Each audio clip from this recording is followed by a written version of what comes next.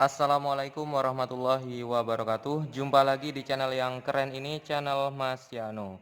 Oke adik-adik, materi kali ini adalah materi larutan elektrolit dan non-elektrolit. Skui disimak baik-baik, materi kali ini mengenai larutan elektrolit dan non-elektrolit. Nah, adik-adik, di sini Mas Yano sudah menggambarkan satu set rangkaian yang namanya untuk menguji larutan elektrolit atau non-elektrolit.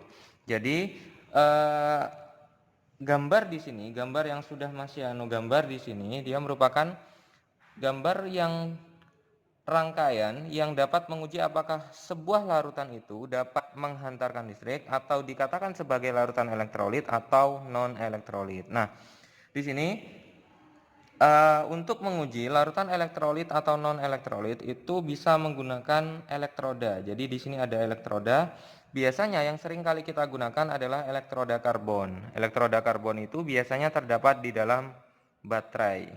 Baterai ABC, baterai alkalin dan lain sebagainya. Nah, kemudian di sini dihubungkan dengan aki sebagai sumber listrik. Kemudian di sini digunakan lampu sebagai indikator apakah larutan ini dapat menghantarkan listrik atau tidak. Ketika nanti larutannya dapat menyalakan lampu atau dapat menghantarkan listrik, berarti bisa kita katakan bahwa larutan yang kita gunakan ini merupakan larutan elektrolit. Tetapi ketika lampunya tidak menyala, maka bisa kita katakan bahwa larutan tersebut adalah larutan non-elektrolit. Nah, sebetulnya ada dua indikator untuk menguji apakah sebuah larutan itu dapat menghantarkan listrik atau dikategorikan sebagai larutan elektrolit atau non-elektrolit. Yang pertama dilihat dari nyala lampu, yang kedua biasanya dilihat dari gelembung. Jadi ketika ada gelembung itu maka dikatakan sebagai larutan elektrolit. Jadi di sekitar elektroda ini, elektroda karbon misalkan yang kita gunakan, apabila di sekitar elektroda karbon itu menghasilkan gelembung, maka bisa kita katakan bahwa larutan yang kita gunakan ini merupakan larutan elektrolit. Tetapi ketika larutan yang kita gunakan ternyata tidak menimbulkan gelembung, tidak terdapat gelembung, maka bisa kita katakan bahwa larutan yang kita gunakan ini merupakan larutan non-elektrolit. Oke, nah sekarang kita harus tahu terlebih dahulu pengertian apa itu larutan elektrolit dan apa itu larutan non-elektrolit. Oke, nah yang pertama adalah larutan elektrolit. Larutan elektrolit. Larutan elektrolit. Oke, pengertian dari larutan elektrolit itu adalah larutan yang dapat menghantarkan listrik. Jadi pengertiannya adalah larutan yang dapat menghantarkan listrik.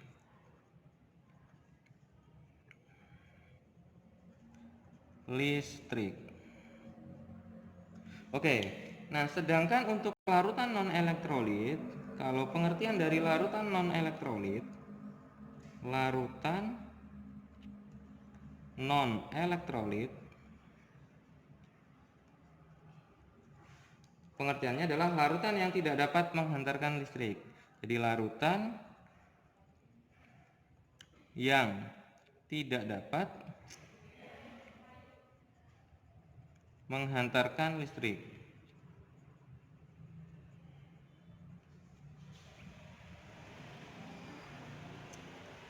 Oke, jadi ini adalah pengertian dari larutan elektrolit dan non-elektrolit adik-adik. Nah, dalam larutan elektrolit itu ada senyawa-senyawa atau larutan-larutan yang tergolong ke dalam larutan elektrolit kuat dan larutan elektrolit lemah. Nah, di sini Mas Yano akan menuliskan perbedaan kira-kira mana senyawa-senyawa yang tergolong ke dalam larutan elektrolit kuat, larutan elektrolit lemah, dan larutan non-elektrolit. Nah, di sini saya akan menggambarkan, Mas Yano akan menggambarkan elektrolit kuat. Kemudian di sini ada elektrolit lemah. Kemudian di sini ada non-elektrolit misalkan. Elektrolit. Jadi di sini terdapat 4 perbedaan antara larutan elektrolit kuat, elektrolit lemah, dan larutan non-elektrolit. Yang pertama itu bisa dilihat dari nyala lampunya.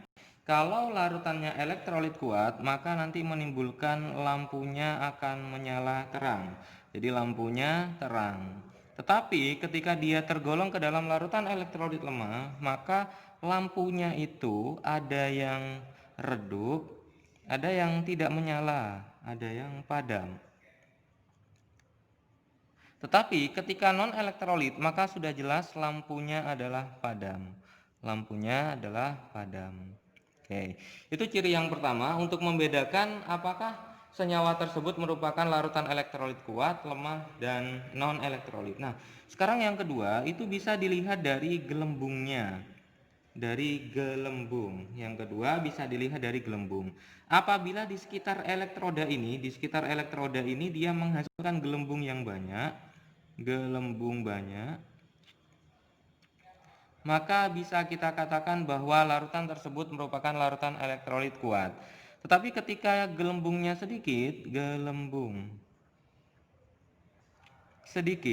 maka bisa kita katakan bahwa dia termasuk ke dalam golongan elektrolit lemah. Tetapi ketika tidak ada gelembung, maka sudah jelas dia merupakan non-elektrolit. Nah, kemudian ciri yang ketiga biasanya dilihat dari jumlah ion.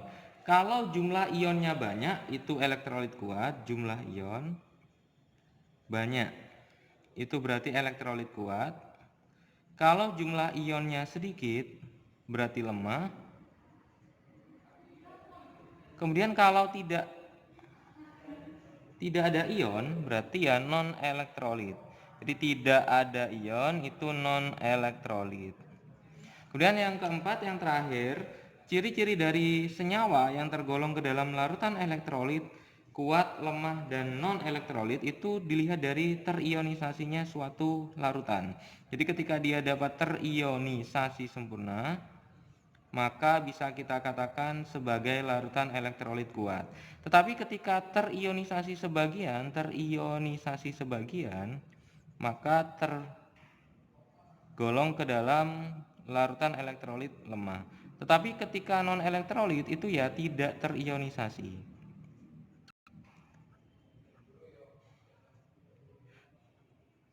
Terionisasi sempurna, lemah, dan tidak terionisasi itu adik-adik bisa dilihat dari harga alfanya. Alfa kalau sempurna itu sama dengan 1, tapi ketika terionisasi sebagian itu alfanya antara 0 sampai 1. Tapi ketika tidak terionisasi itu alfanya ya sama dengan 0. Nah, di sini Mas Yano akan memberikan senyawa-senyawa yang tergolong ke dalam golongan larutan elektrolit kuat, lemah, dan non-elektrolit. Nah, contoh-contoh senyawa yang tergolong ke dalam larutan elektrolit kuat itu ada, misalkan adik-adik, tergolong ke senyawa asam kuat, basa kuat, dan senyawa garam. Nah, asam kuat itu biasanya contohnya Mas Yano berikan 2 contoh. Asam kuat itu contohnya adalah HNO3, asam nitrat. Jadi ketika ada larutan asam nitrat terionisasi dalam air, maka HNO3 ini dapat mengion membentuk H+ dan NO3-. Oke. Yang kedua, contoh lain adalah H2SO4. H2SO4 ketika dilarutkan dalam air dapat terion membentuk 2H+ dan SO4 2-. Oke, ini adalah 2 contoh senyawa asam kuat. Nah, senyawa-senyawa lain yang tergolong ke dalam golongan elektrolit kuat itu adalah kelompok-kelompok senyawa basa kuat. Contohnya adalah NaOH. Jadi ketika ada NaOH dilarutkan dalam air, dia dapat mengion membentuk yang namanya Na+ dan OH-. Kemudian contoh lain, basa kuat, contoh lain adalah CaOH 2 kali. Jadi ketika ada CaOH 2 kali, fasenya aqueous. Aqueous itu merupakan fase larutan adik-adik. Ketika dia mengion, maka dapat membentuk yang namanya Ca2+ plus 2OH-. Nah, contoh lain ada asam kuat, ada basa kuat. Contoh lainnya adalah senyawa garam. Garam yang paling sering kita kenal adalah garam NaCl atau garam dapur. Jadi ketika NaCl ini dilarutkan dalam air, dia dapat mengion membentuk yang namanya Na+ dan Cl-. Contoh lain, BaSO4, fasenya aqueous, Ketika dia terionisasi dalam air membentuk yang namanya Ba2+ plus SO4 2-. Dan masih banyak lagi senyawa-senyawa lain yang tergolong ke dalam larutan elektrolit kuat. Nah, sekarang yang tergolong ke dalam larutan elektrolit lemah. Contohnya, biasanya yang tergolong ke dalam larutan elektrolit lemah itu merupakan kelompok-kelompok senyawa yang tergolong ke dalam golongan asam lemah dan basa lemah. Asam lemah contohnya yang paling sederhana yang sering kali kita ketahui adalah HCN atau asam sianida. HCN ini ketika dalam air dia terionisasi sebagian membentuk yang namanya H+ dan Cn-. Contoh lain adalah asam cuka atau CH3COOH, rumus kimianya. Ketika di dalam air, dia terionisasi sebagian membentuk yang namanya H+ dan CH3COO-. Nah, ini adalah kelompok yang tergolong ke dalam golongan asam lemah. Untuk basa lemah, contohnya ada FeOH 2 kali, fasenya aqueous. Ketika terionisasi dalam air, dia terionisasi sebagian, membentuk yang namanya Fe2+ plus 2OH-. Contoh lain ada NH4OH, fasenya aqueous, terionisasi sebagian, membentuk yang namanya NH4+ dan OH-. Oke, ini adalah kelompok-kelompok yang tergolong ke dalam golongan elektrolit lemah. Kalau yang HCN dan CH3COOH ini merupakan golongan-golongan asam lemah.